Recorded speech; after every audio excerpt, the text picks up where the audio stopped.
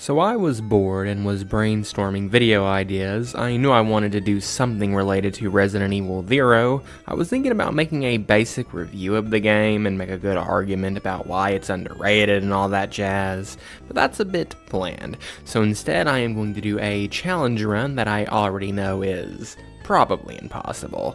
Can I beat Resident Evil 0 without using any weapons whatsoever? So no handgun, not even a knife. So let's find out.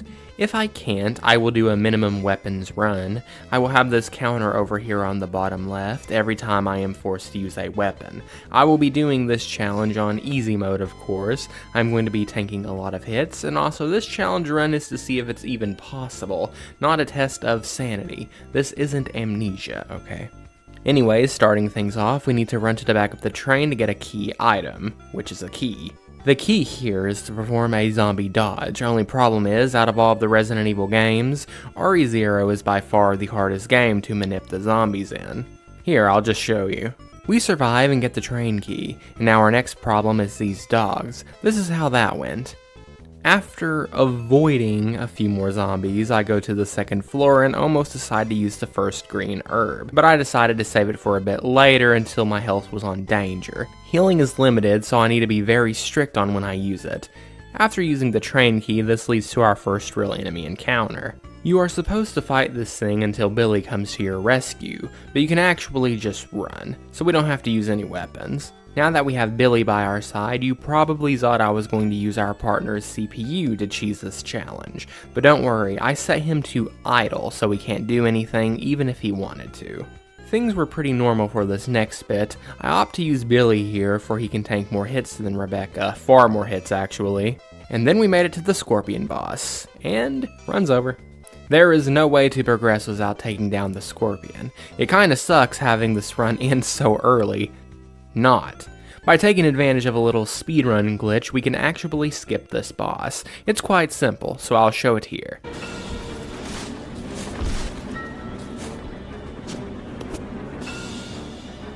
So basically, during the picking up animation, we cannot take any damage. This allows us to skip the boss entirely. So the train was normal for a little while. I gave the ice pick to Rebecca and got the hook shot. Using the hook shot, I head back to the roof of the train and go down here and runs over.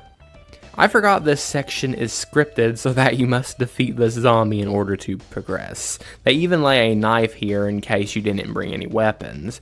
And to be honest, I knew this run was impossible from the start. I didn't think it was going to end this early, but I knew no matter what, when I made it to the centipede boss, that would be it.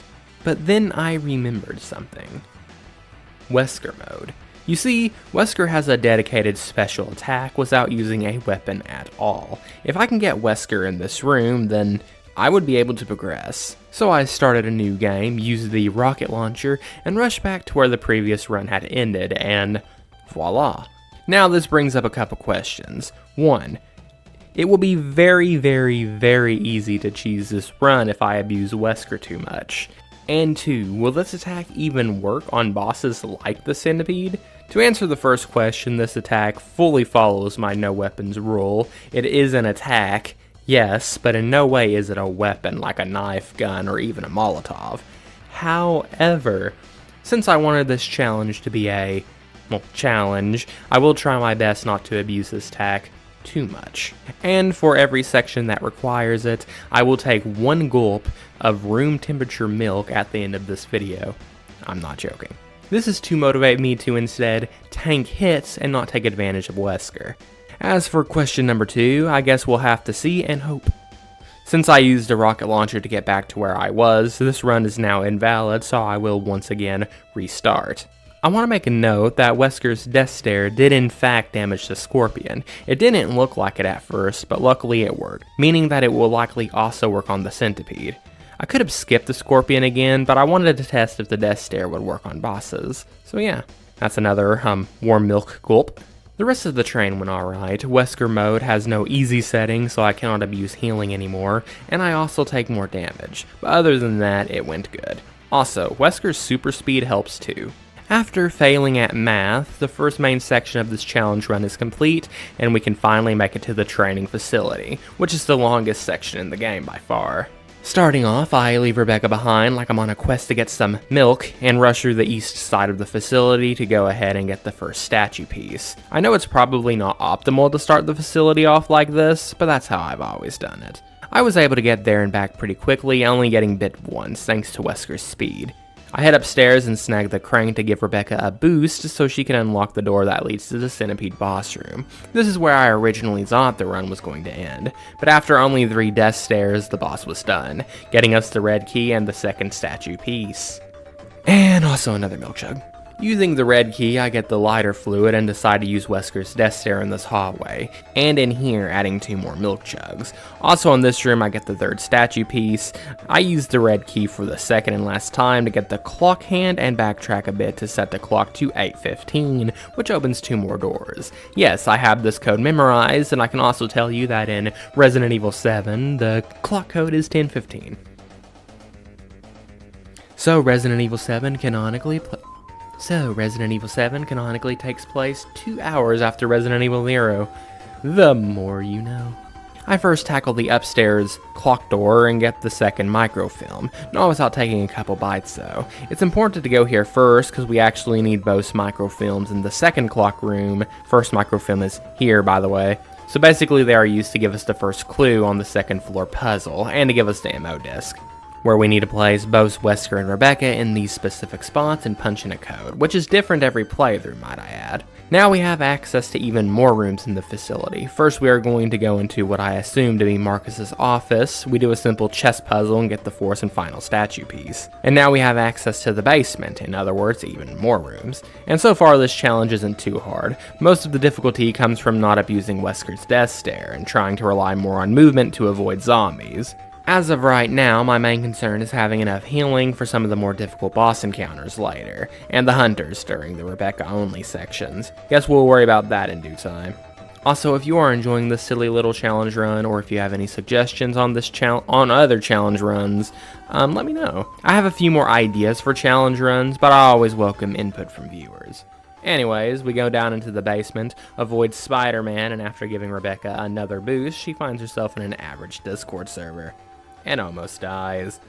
And now it is Wesker's job to save her. I don't even try to get through this room without taking the infamous monkey enemies out, giving us another milk chug. Anyways, we save Rebecca, get Billy's or Wesker's emo backstory, and can now continue the basement. This next part gives us our first encounter with the hunters. Luckily, Wesker's death stare made quick work of it, which gives us the blue key. On our way out, I get the first stone tablet piece as well. I use the death stare 2 more times here, and here, which in total gives us 3 more milk jugs. Oh boy. Anyways, to get here, we use the blue key. Oddly, this is the one and only spot the blue key is used. In this bar area, we need to get Wesker to play the piano in order to get the battery for later. So enjoy Wesker, of all people, playing the piano.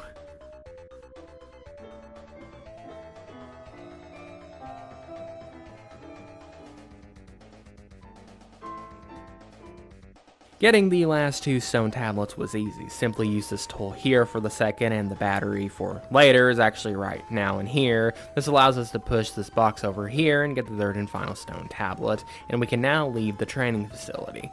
Meaning we have now completed the longest single section in the game without using a single weapon. Now we just need to get through the lab and the water treatment plant, but before that we must defeat the next boss, which just so happens to be Batman. Which, similar to the Centipede, he was easy thanks to Wesker, but unfortunately gives us another milk chug. We continue to the lab, and honestly it went quite well. Not much to talk about in terms of major hurdles, so a couple of things are worth mentioning. In the room where you leave Wesker, there is a small chance a dead zombie will wake up and attack your partner, and guess what? It happened. Forcing me to use another death stare and add yet another milk chug. I also had bad luck with Rebecca on a couple occasions, forcing me to use a lot of healing. I almost reloaded here, but at this point the run had been deathless, surprisingly enough, and a reset/reload would count as a death, at least in terms of my rules. So I just took the L. Anyways, long story short, the lab went mostly normal, was a little real challenge. So Wesker and Rebecca get separated, and we are forced to go solo with Rebecca for a while. This is probably the most dangerous part of the run. Being fully separated from Wesker means we have no option of defense other than stomping a crawling zombie's head. So if anything shows up that we simply can't avoid fighting, then unfortunately the run would end. But hey, we made it through 3 of the 4 main sections of the game completely weaponless, so the outlook of the future seems solid. The Tyrant boss. The run officially ends here. No jokes or twists this time. This boss is impossible to do without a weapon. You can use a knife, handgun, or any weapon in the game, but there is no way to glitch or skip this boss. And without Wesker, I have no way to deal damage that falls within the rules of this challenge. I checked Google, I checked speedrun.com, I even made a post on Reddit. So if anyone comments on it during the making of this video, I'll mention it, but out of everything I checked, there is nothing I can do here. So I bit the bullet. Well, not I mean the Tyrant bit the bullet, a lot of them, and now I answered the question that billions of people asked me personally. No, you cannot beat Resident Evil 0 without using a single weapon, unless some Redditor locks in and finds a way for me to skip this boss. I will, however, finish the run to see what is the minimum amount of weapons I can use and still beat the game. That line went awful. It kinda sucks. We completed 3 of the 4 main sections and was about 80% through the game. The water treatment plant is not a very long section, and the worst part is we will fight the Tyrant again later, but we will have Wesker and will almost for sure be able to win that way. So if my memory serves me correct, this is the one and only place in the game that we cannot complete without a weapon. Oh well. Now I have to think about a suitable punishment for each time I use a weapon. You know, to keep things interesting. Okay, a shot of ketchup, frick it.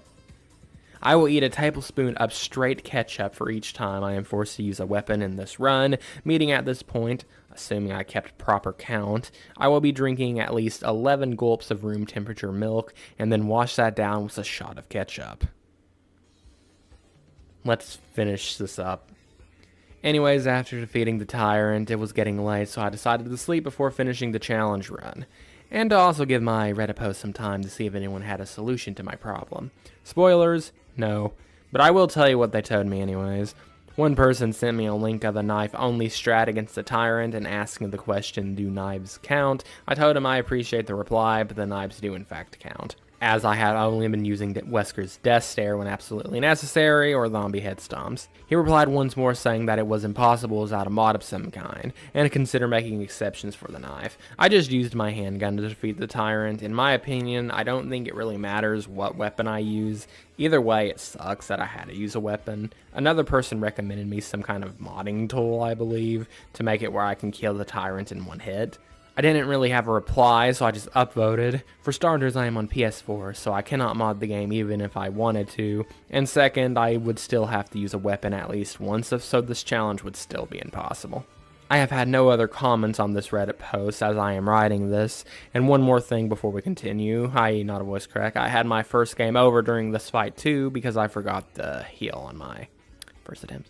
I had one last idea to try and skip this boss. I reloaded the save right before the boss and dropped all of my weapons to see if there was some kind of bone the game would throw at me. There unfortunately was none. I then ran around the boss for probably 8 to 9 minutes to see if there was possibly some kind of hidden timer that would allow us to skip the boss, and there was none. At this point of the game, you can actually backtrack all the way to the training facility if you want. This means that no matter what, you can't really be soft-locked here, so it makes sense why there would be no workaround.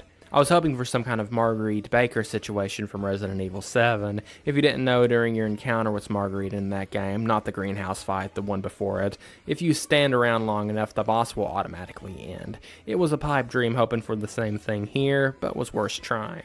So with that out of the way, let's tackle the water treatment plant and finish this run. We do this simple puzzle that took me way too long on my first playthrough to restore power and to make our dark descent. We avoid a bunch of enemies and rescue Billy, well, now Wesker. We do this uncomfortably long box puzzle to get the valve, which we use here. This room is very dangerous, so I decided to bring Rebecca up the ladder and take out the zombie up here with Wesker. We also get the first chemical we need later here as well. With Wesker, I clear out this room and these two hunters in here, adding 3 more milk chugs. After saving, I take Wesker to the second Tyrant boss, and though a bit tanky, just like I had predicted, we beat him with little issue. I send Rebecca through an Amazon package disguised as a gondola, so we can clear a path for Wesker. We get the second chemical, and from this point I had already used Wesker's Death Stare 5 more times. You see, my excuse is we need the healing for the Queen Leech, and I like milk. Now that we have the batter, we just need to backtrack a bit and snag the key card. So now we have everything we need for the final boss. I took out some enemies, I believe that adds 3 more milk chugs, and now we are ready for Queen Leech. I was hoping I could just be Wesker for the first phase of the boss, but sadly we could not. But everything went well, honestly. Rebecca got hit once or twice, but Wesker made pretty quick work. Now we just have one more boss left and the run is complete. The second fight went incredibly well, to be honest. The Queen Leech left Rebecca alone for the most part, and the iframes that Wesker's Death Stare gives us made the fight complete cheese. Our final count for the milk chug is 24, assuming I did the math correctly. That's a lot of milk. And I will fall, that was a shot of ketchup. But before that, I just want to say I had a ton of fun doing this run, and though disappointed that I wasn't able to beat the game without using a single weapon, we did only have to once, and again, we were about 80% of the way through the game when we had to. If there is any new kind of method found, or if I somehow figure out a way to skip the first Tyrant fight, I will revisit and update this challenge. But as of now, without modding, no, you cannot beat Resident Evil 0 without any weapon use whatsoever. But you can get very, very close, and in the end, you will have a blast with this challenge. So, let's get that milk chug out of the way.